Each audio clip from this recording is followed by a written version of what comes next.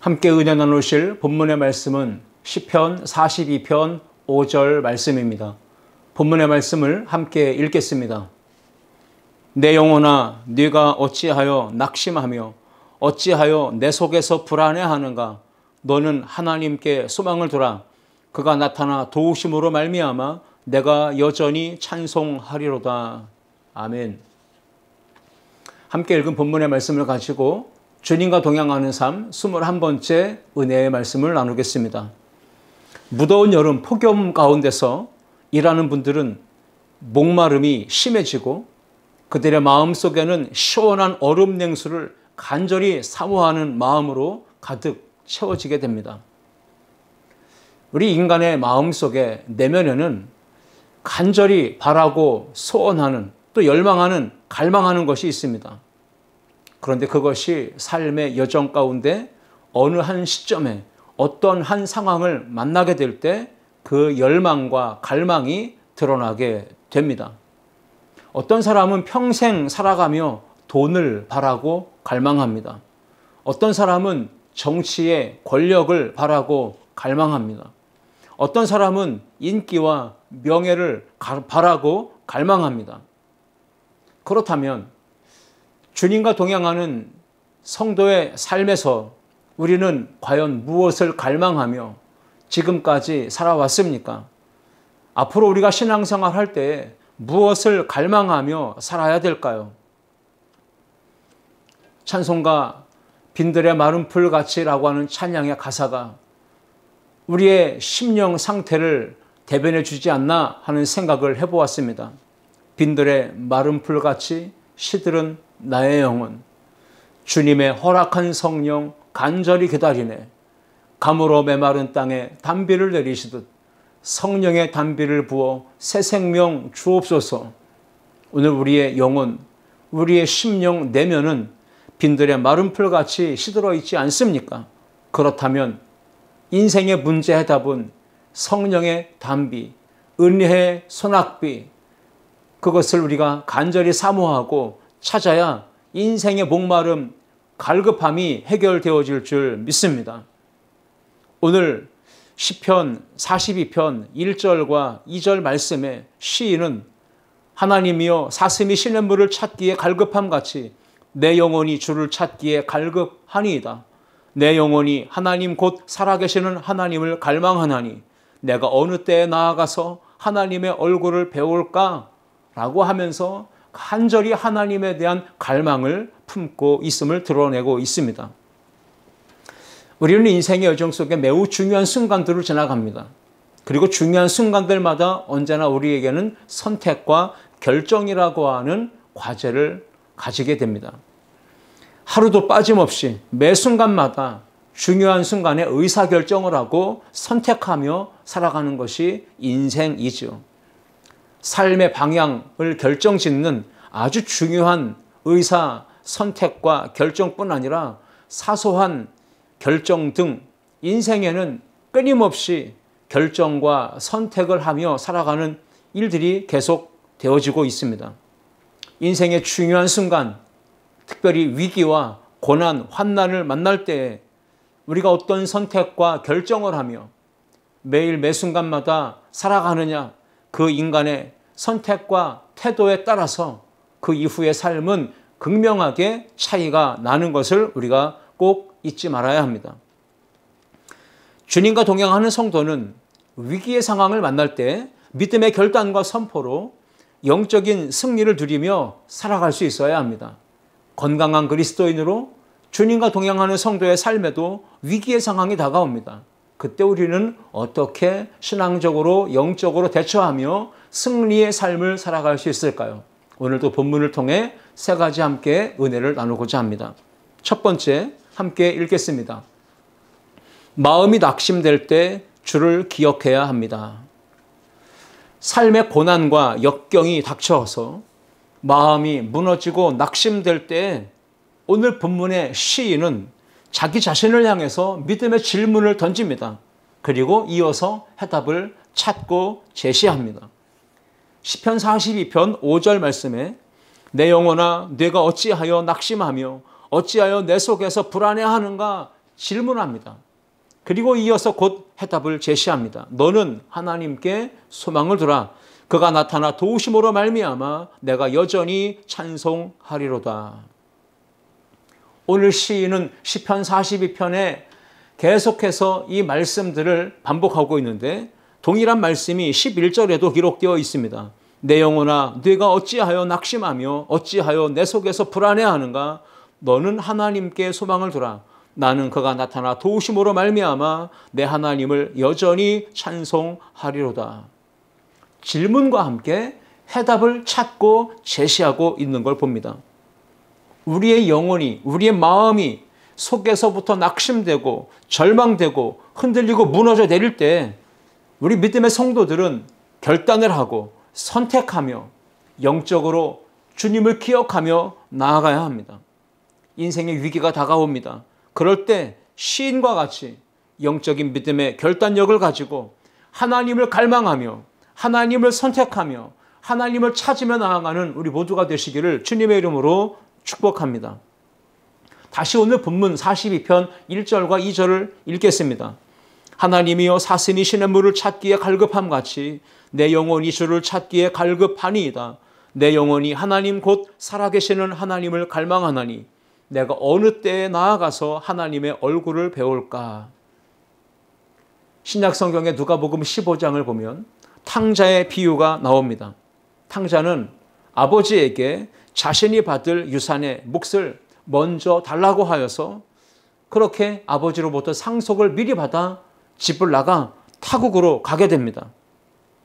타국으로 떠난 이 아들이 허랑방탕한 생활로 자신이 가졌던 모든 재산을 다 잃고 맙니다. 그리고 얼마 지나지 않아 흉년이 닥쳤고 누군가에게 도움받을 수 있는 상황이 안 되어서 결국 어느 집에 종으로 들어가서 돼지를 사육하는 일을 하게 됩니다. 유대 사회에서 돼지를 치는 일을 하고 있다는 것은 인생이 가장 밑바닥으로 떨어졌다라고 하는 것을 상징적으로 표현하는 일입니다. 그런데 이 탕자는 돼지를 치는 가장 밑바닥의 인생으로 전락했지만 거기서조차도 먹을 양식을 구할 수가 없었습니다. 그래서 돼지가 먹는 쥐염 열매로 배를 채우게 되는 정말 비참한 지경에 놓이게 되었습니다. 그런데 그 이후가 중요합니다. 그러던 중 어느 날 번뜩 생각이 났습니다. 기억으로 떠올렸습니다. 내가 여기서 이러고 있을 때가 아니지. 나의 아버지 집에는 품꾼이 얼마나 많고 또한 먹을 양식이 얼마나 풍족한가. 내가 일어나 아버지께로 돌아가자. 내가 아버지라고 부를 면목이 없는 탕자지만 아버지 집으로 돌아가서 나를 품꾼의 하나로 여겨달라고 부탁이라도 해야 되겠구나. 이런 마음을 품게 됩니다. 그 시작점 동기는 아버지의 집을 기억했다는 것이죠. 탕자는 아버지를 기억했고 돌아서서 그 집으로 향하여 발걸음을 옮깁니다. 이것이 바로 인생의 위기의 순간에 기억하는 것입니다.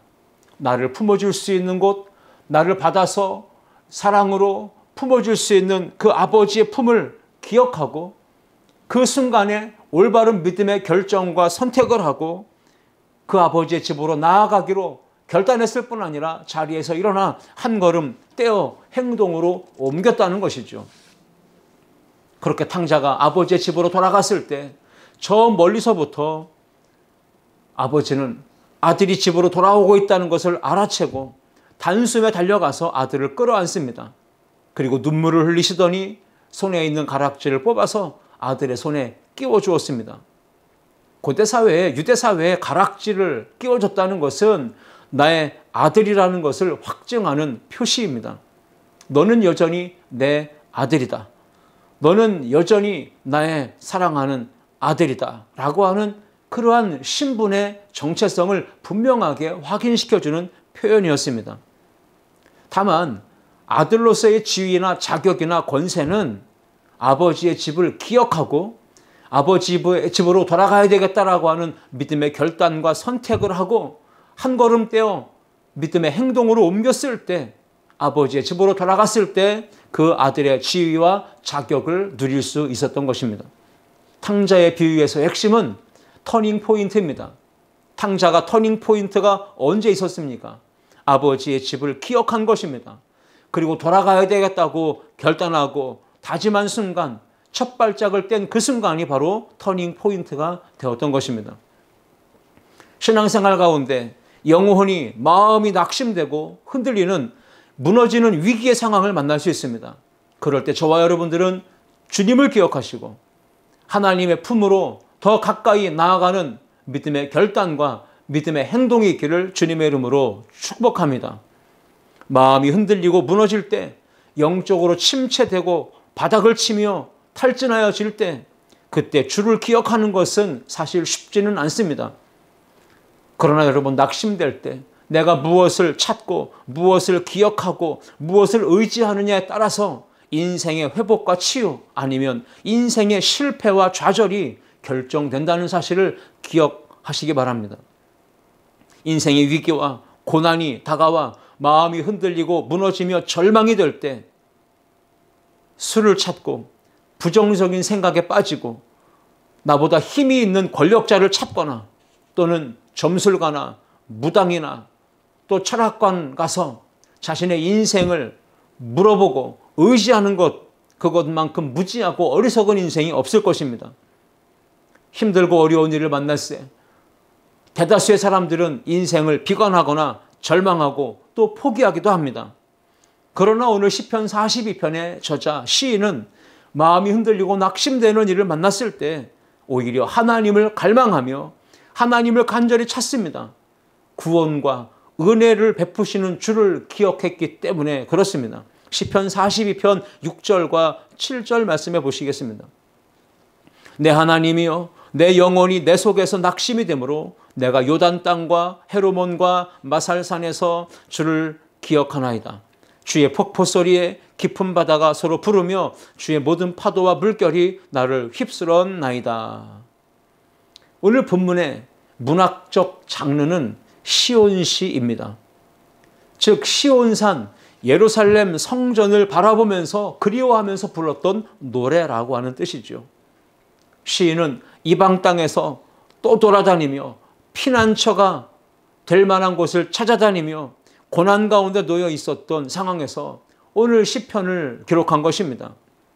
디아스포라 유대인들은 이방 땅에 떠돌아다니면서 과거 성전에서 예배하던 때 그 아름다운 신앙의 때를 추억하며 이 시편 42편을 노래했습니다.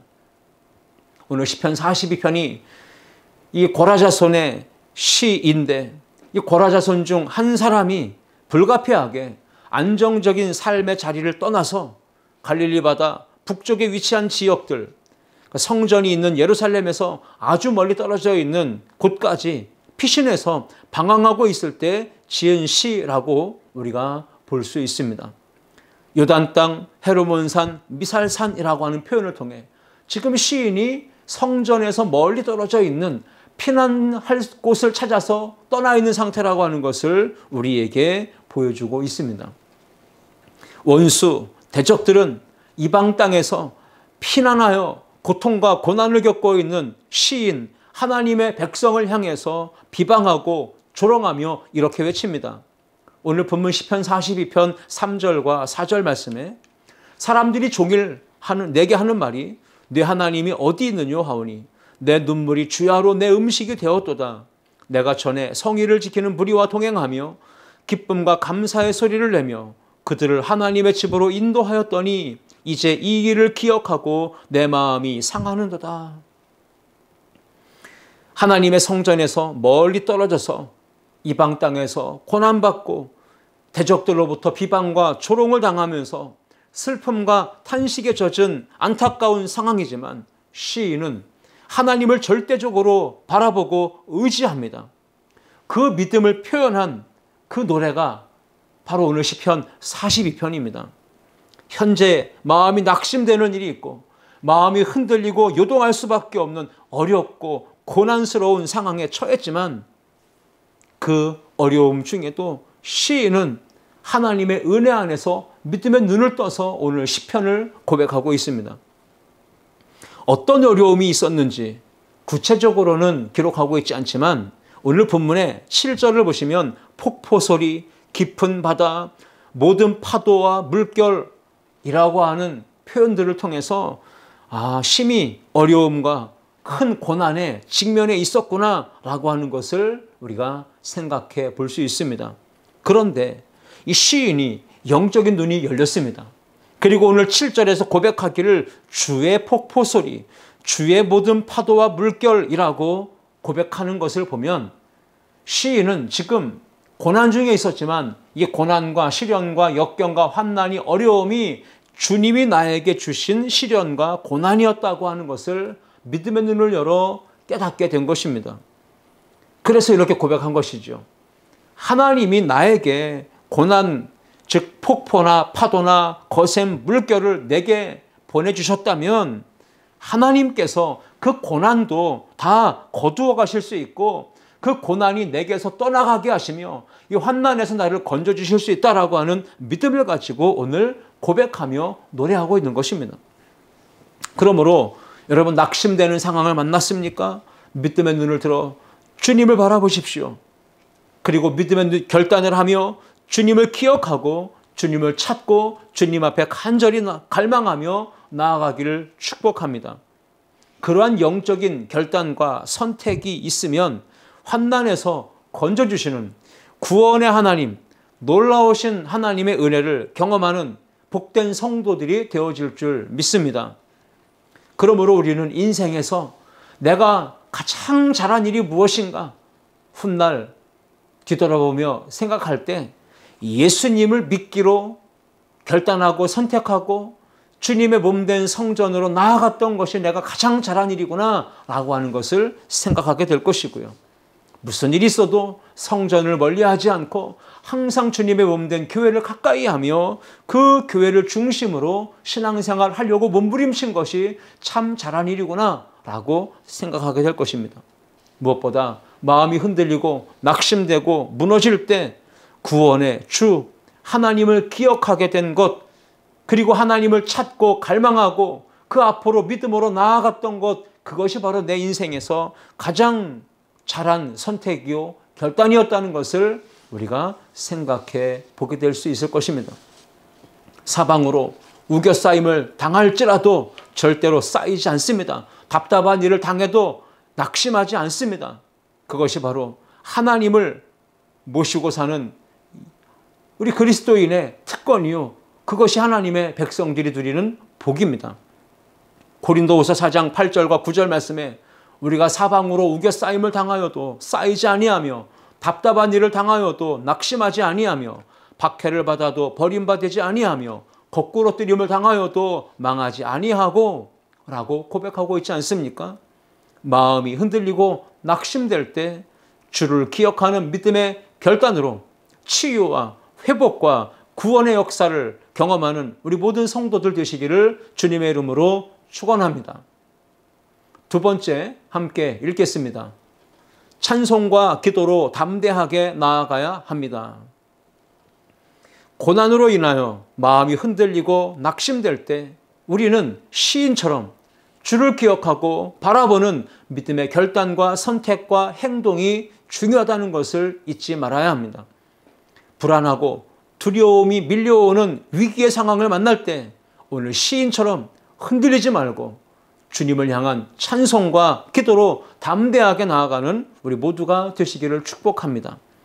인생에서 위기를 만나고 고난을 당할 때 어떤 태도로 어떤 자세로 반응하느냐가 우리의 인생 미래를 결정합니다. 한숨 짓고 탄식하고 절망하는 가운데 주저앉아서 술과 마약으로 마음을 달래고 고통을 잊으려 하는 사람은 오히려 몸이 망가집니다. 더불어 몸과 마음과 정신까지도 병들게 됩니다. 결국 인생이 송두리째 무너져 내려 다시 일어날 수 없는 그러한 상황에 놓이게 될 것입니다.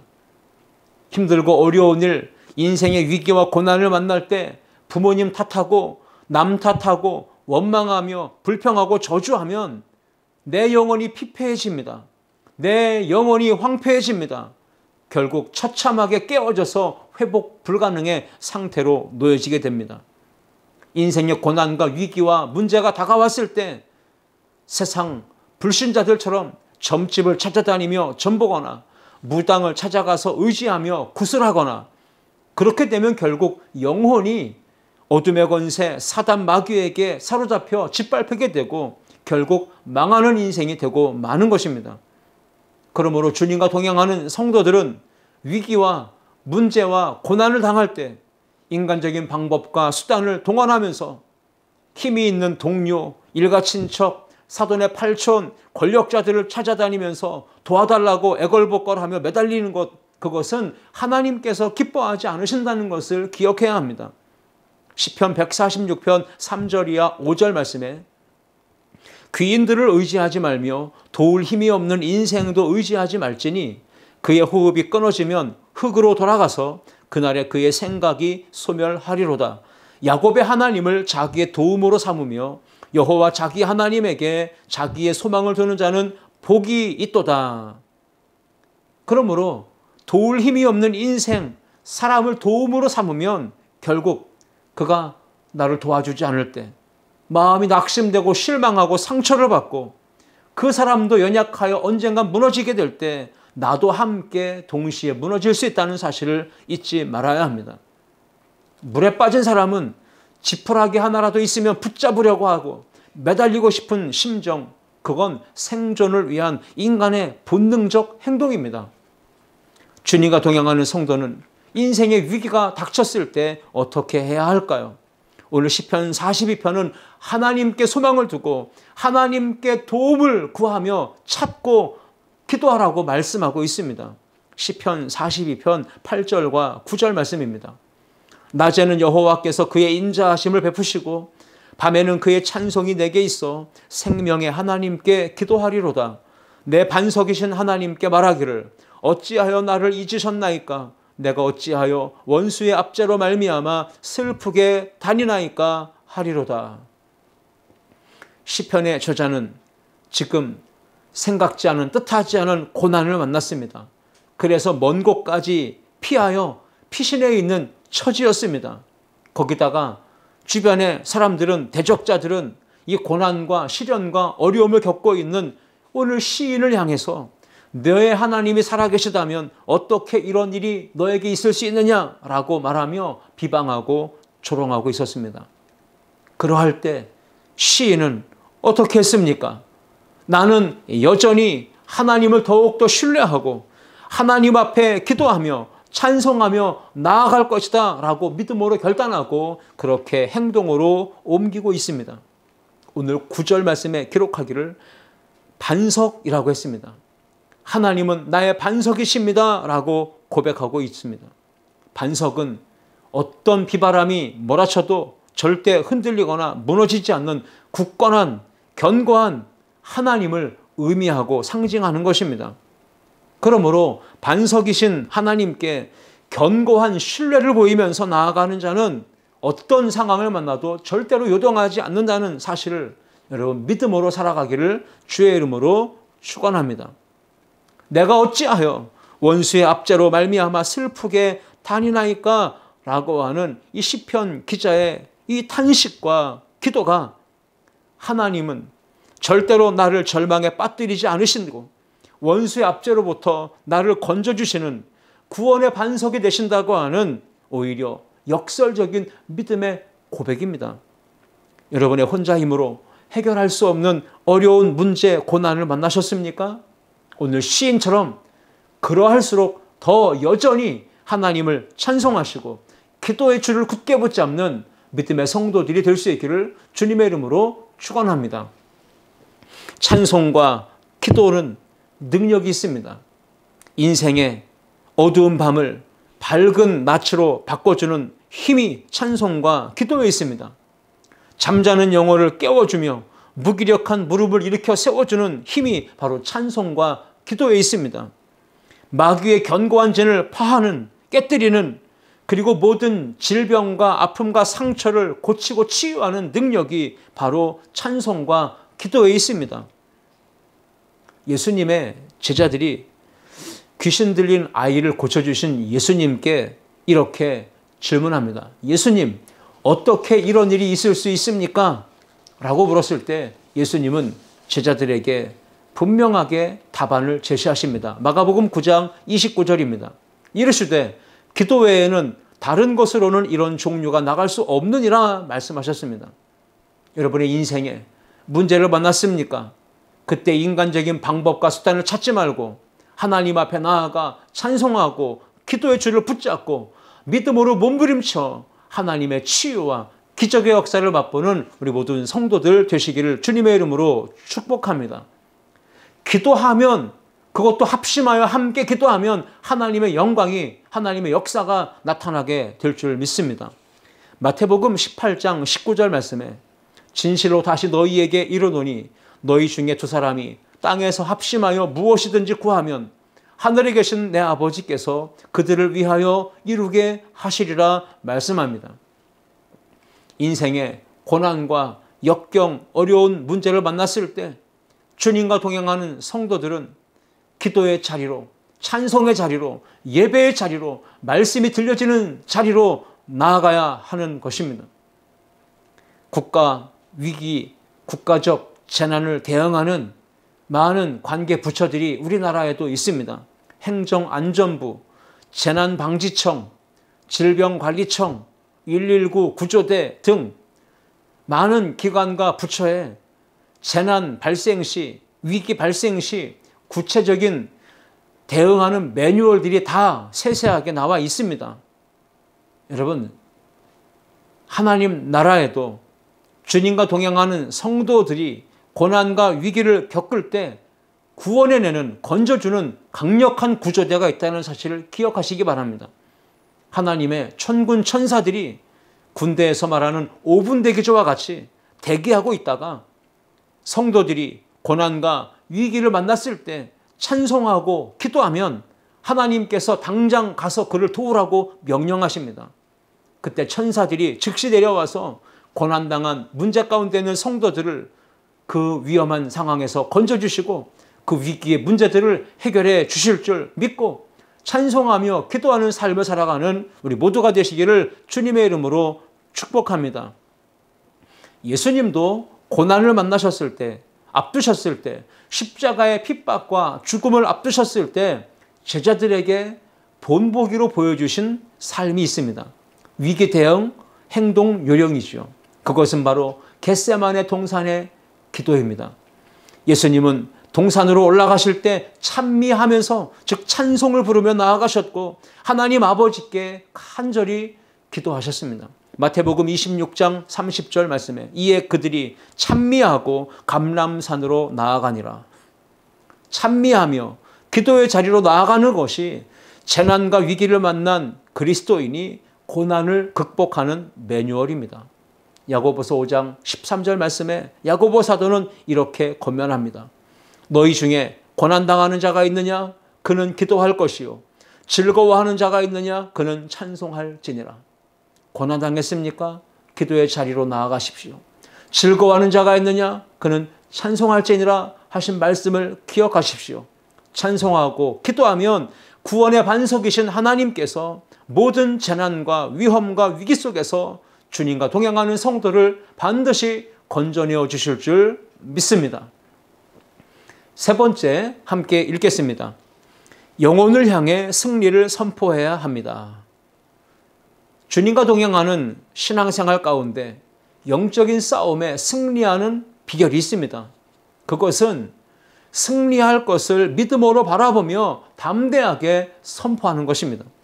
요한복음 16장 33절에 성도의 승리의 근거가 되는 말씀을 주셨습니다.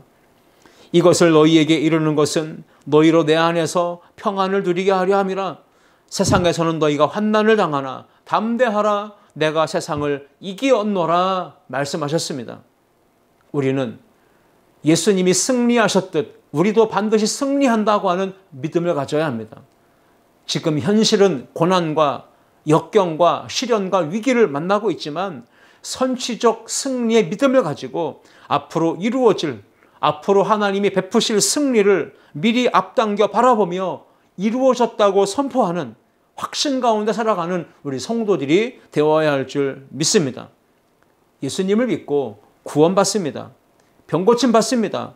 모든 시련과 고난도 이기게 하신다고 하는 믿음을 가지고 담대하게 선포하며 살아가는 성도들이 되시기를 축복합니다.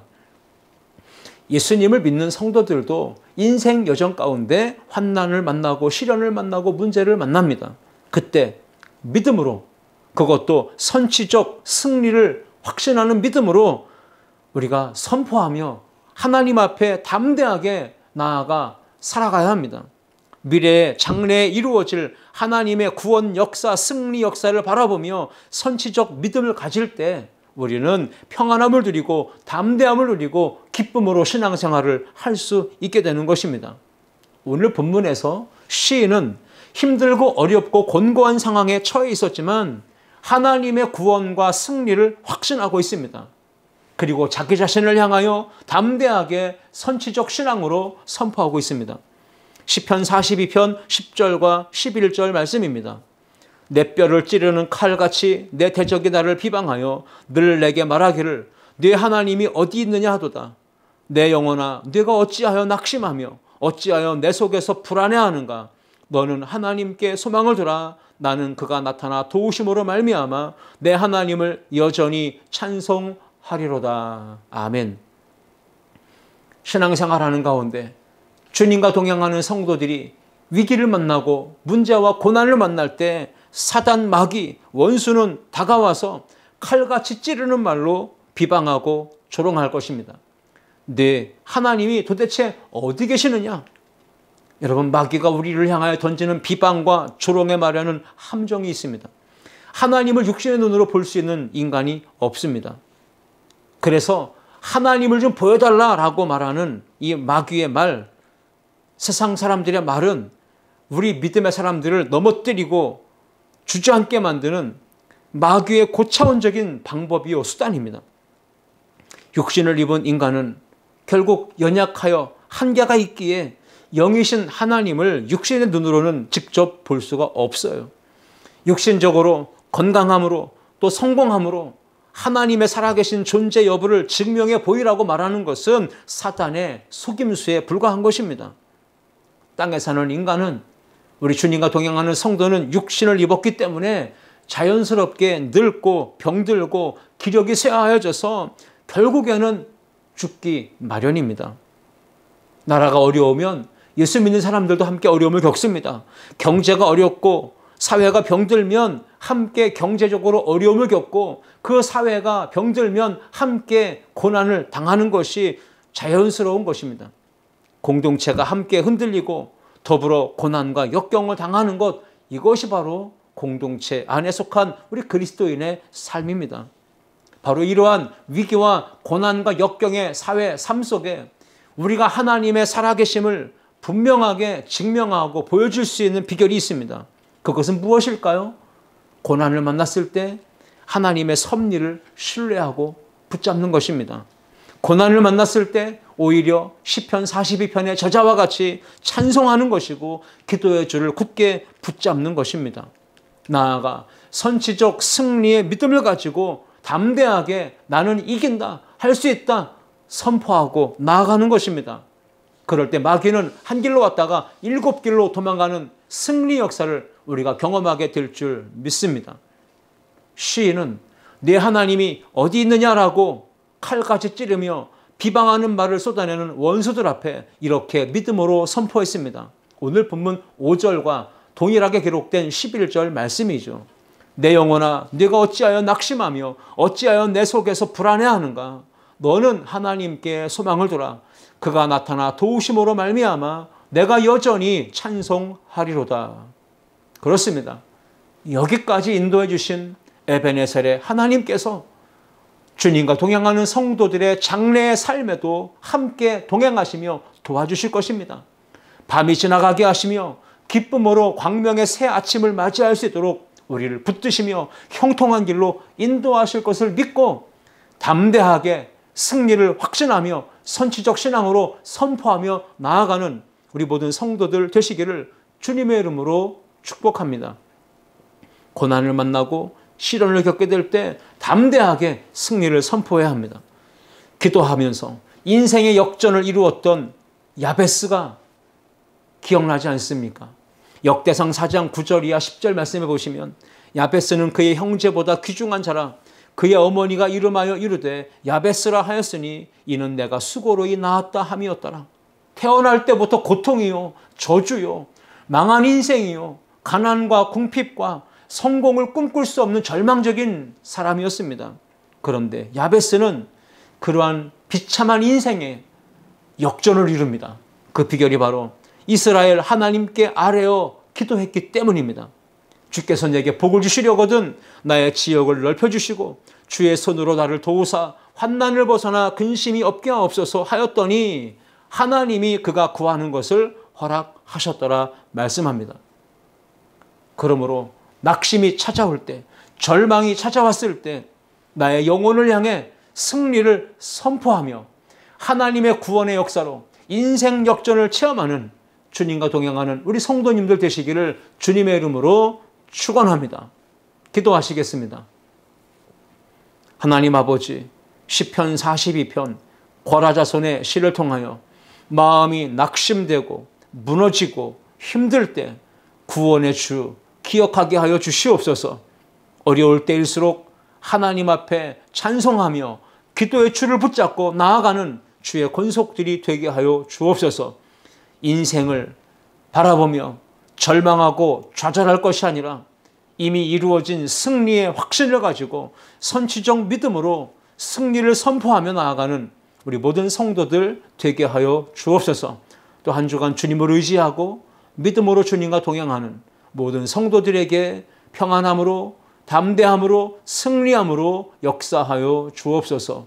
예수님의 이름으로 간절히 기도하옵나이다. 아멘.